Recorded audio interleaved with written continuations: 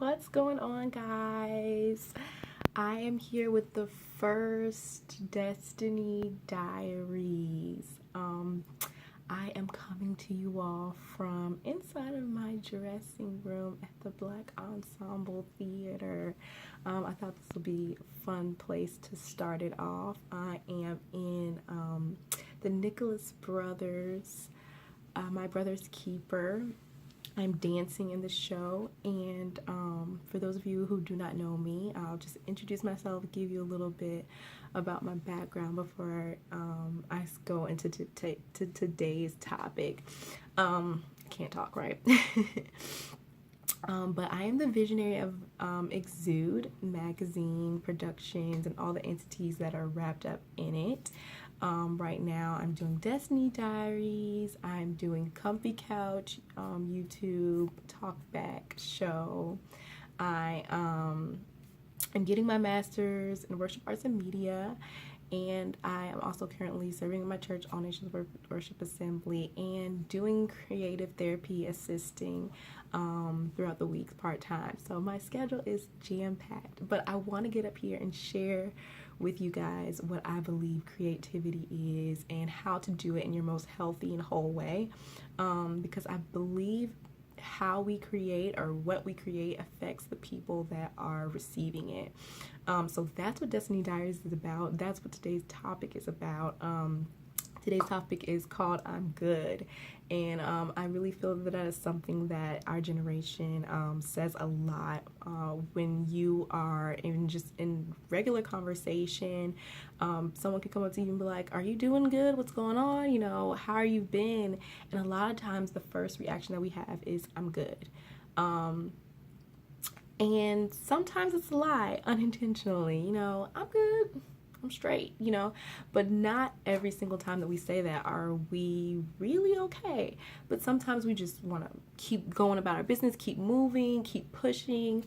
But sometimes when people are sent to ask those things to us, it's not just because they're being nosy, or it's not just because they want to ask. Sometimes it's meant for you to release in that moment. Maybe it's meant for you to get prayer in that moment. But if we're so busy suppressing our emotions subconsciously, it can actually come out in our creativity as creatives. It could come out in our art. So that's what I want to talk about today. And you may not think of it, you may think of it like suppressed emotions. Like, that sounds so deep, it's not that big of a deal. But really it is, and I'm just going to give you guys a little bit of my story so you can possibly be able to relate to what it is that I'm talking about.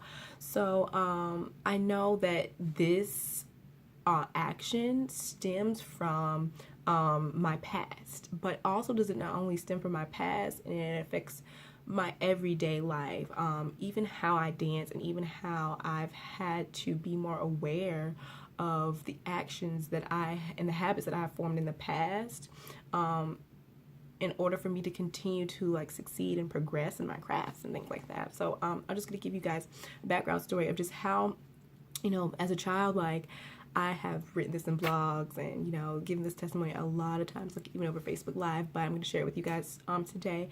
As a child, my mother went through a very depressive stage in her life, just because of the past that she's had with her mother.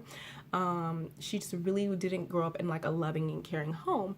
So when she had me, out of wedlock, it was really hard for her to know how to love me. So, me being a baby, being a child, being a girl, I'm very emotional. Like most girls, most females are very emotional. And even at a young age, we just need tender care. We need love. We need someone to be there to affirm us and just pour into what it is that we've, destined to be. But my mom didn't know how to do that. And all she knew how to do was kind of push away. So ultimately that's what she was doing to me. Anytime something was wrong with her, my first reaction is to try to console her, and, but she would push me away and she'd say, you're a crybaby, you're too emotional. And those are things that start to build habits of breaking down, because at that age I began making, this was me 5 and 6, I started making vows and within myself saying, I'm never, going to trust women. I'm never going to, when I grow up, I'm not going to have to listen to adults, and I'm not going to, I don't have to be emotional. I don't have to show these feelings. So I walk around with my, my resting face is what everyone calls it. I walk around with this face on, putting on this facade that I don't care, putting on this facade that I don't need to talk to anyone, I don't need to express myself to anyone. And this began to create habits even within my creativity. So I would even put forth these emotions in my dance, which is the biggest thing for me, the thing that I love the most, I have the most passionate about. I literally made this vow, like, I'm not going to even, dance in front of people. I'm not going to give my all. I'm not going to go full out. Like, this is just something for me. And, if I'm going to do it, like, I'll wait till the show to, like, give my all, and, like, I'll just give them, like, half of it for now, and it may seem silly to you, but, like, you can apply this to every form of creativity. Don't just think of it as like, oh, I don't dance, so this isn't for me. Like, literally think of it as what your craft is, if it's graphic design, if it's painting, like. So, I didn't recognize this was going on, so people around me, they're fully, operating in the movements and the emotions and expressions that they're projecting out to the audience, and I'm holding it in. So over time, I'm halfway doing movements, and it becomes something that even when I learn now, this has been brought to my attention that even when I learn now, I'm doing it halfway, even when I'm not trying to do it halfway.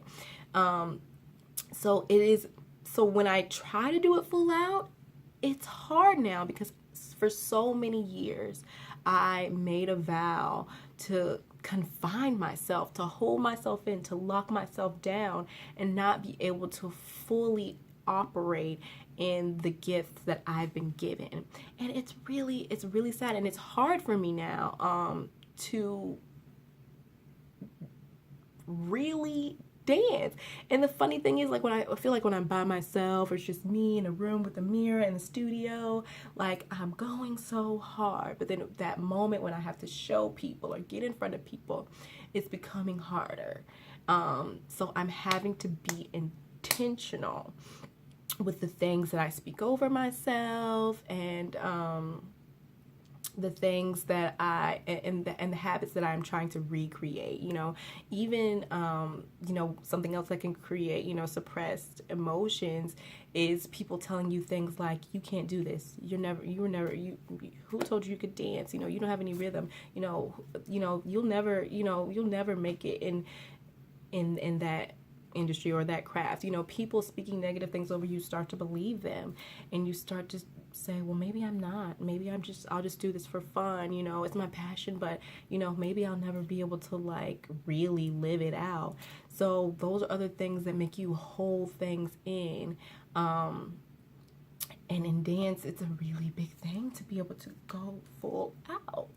So that's just my story I wanted to share with you guys. I'm just going to give you guys 3 tips to help you get out of suppressed emotions, no matter what your craft is. I believe that these 3 things will definitely help you in trying to live your most positive, full, creative life. So my first tip is exercise, dance. Obviously, dance is how I realized that my suppressed emotions were not only, like, inside my mind and my heart, but they affected how I moved and how people perceived me and how they saw me. So I really feel that exercise is a way to really, get your body moving in a way that you can, like, release the things that are inside of you. So exercise, whether it's working out, running, dancing is a great way as well, especially if that's your craft or you're creative. having maybe like a mentor or accountability partner, someone to check over your moves, watch you. You know, I have people here that help me with dance moves, let me know how I look, tell me, you know, what it is that they see, because, you know, I could see something totally different. Like, that's how deep it is, guys. I can look at myself and see that or feel that I'm doing a move right, but it could look totally different to somebody else. That's how suppressed it is. So yeah, those are the first two things, you know, accountability, awareness, continually making yourself aware of what it is that you are bringing forth. And then also too, another one that I'll just add right now that I wasn't prepared for was journaling. I believe that would help a lot with the internal, with what's in your mind, what people have said over you, spoken over you, what you have put in your heart, writing out how you feel, and then taking it to prayer is my biggest thing. For me, I know, or, you know, meditation. I believe that, but making it to the right positive focus, which ultimately for me is God, Jesus Christ. Like, there's a lot of things that you can go to suppress emotions even more and suppress feelings even more, where it'll be relieving for the moment, you know, like smoking, drinking, even meditating to the wrong types of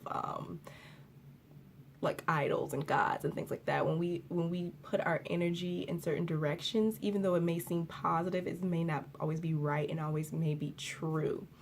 So I know without a doubt that the healing that's coming forth in me is going to have a final end, and the end that will be able to help other people and be able to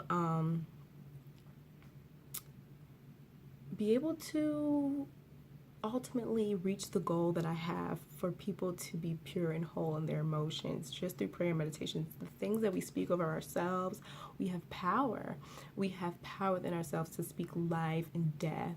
So I really believe that meditating on even the right music, speaking scriptures over yourselves are ways that will definitely help. I've seen so much progress. The people around me have seen so much progress in me, and I give it to the number one thing is God in my life, working in and through me. You know, people used to see me and say, you know, when I first met you, you looked like a bitch, you know, and now people see me and they're like, oh my gosh, there's just such a light on you, you know, I don't know what it is, but I'm just drawn to you.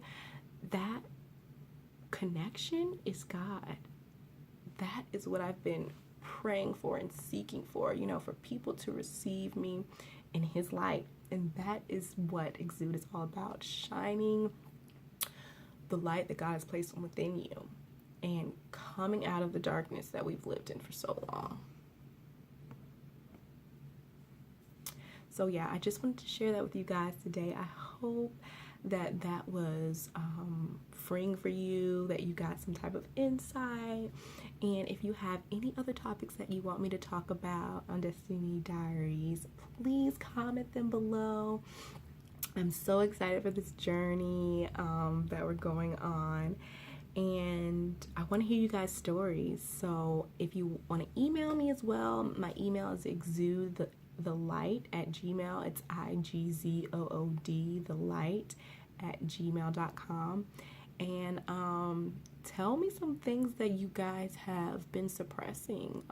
I know a lot of me inside of me was bitterness, rejection, things that I pray about every day. I cancel those things off of my life in prayer. So if you guys want me to post prayers, if you guys want me to I'll be posting more fun things as well, so it won't be all serious up here, but I just want you guys to be able to capture like every glimpse of who I am. So one of the things that I am is a Christian, so I really want you guys to know where my healing and my growth has come from like if anybody's known me from like the past, since maybe high school or middle school, like I have transformed, and that's what I want to see you guys do ultimately, is to transform into the best you. the you that you've been destined and called to be. So thank you guys for checking out Destiny Diaries. Subscribe, share, send it to a friend you know that may be feeling these emotions and dealing with these types of things. We need to look out for everyone that is around us, and ultimately prepare ourselves to be creative.